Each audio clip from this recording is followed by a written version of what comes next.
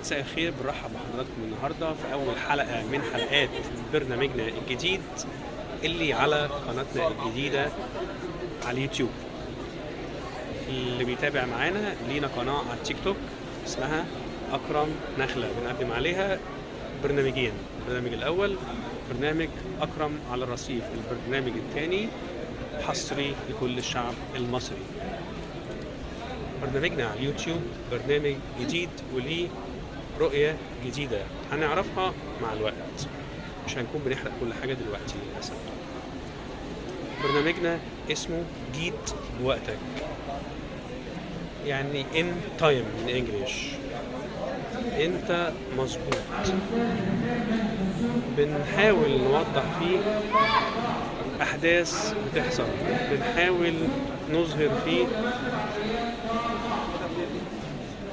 رؤية، بنحاول نعرف الناس وجهة نظرنا أو نعرضها.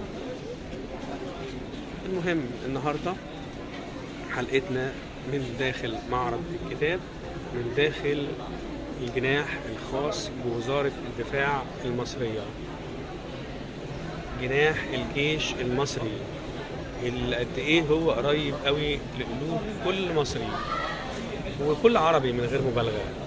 الكل بيقدره لأنه فعلا يستاهل بقيادته بكل مستوياته.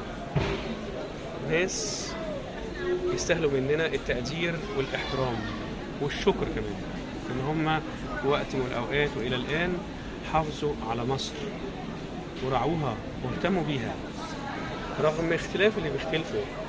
أنا مش معاهم في الرأي، إحنا ماشيين في الطريق، وأي طريق بيبقى فيه صعوبات، فيه مطبات، فيه مشاكل، فيه إشارات، فيه مخالفات، فيه حاجات بتعطلنا. ربنا قادر إن هو يكون بيكمل كل شيء إن شاء الله على خير ونوصل لبر الأمان. اللي عايز أقوله النهاردة رسالتنا للناس اللي على الساحة دلوقتي وفي الموقف اللي كلنا متابعينه وعارفينه، هنروح وهنقول الرسالة الجاية: العب يا ألعاب، ليلتكم هتبقى حباب عليكم وعلى اللي شجعوكم وعلى اللي دعموكم. وفي الآخر عايز أقول لكم وانتم هناك، سلم لي على الورقة اللي معاك، وإلى اللقاء في الحلقة القادمة.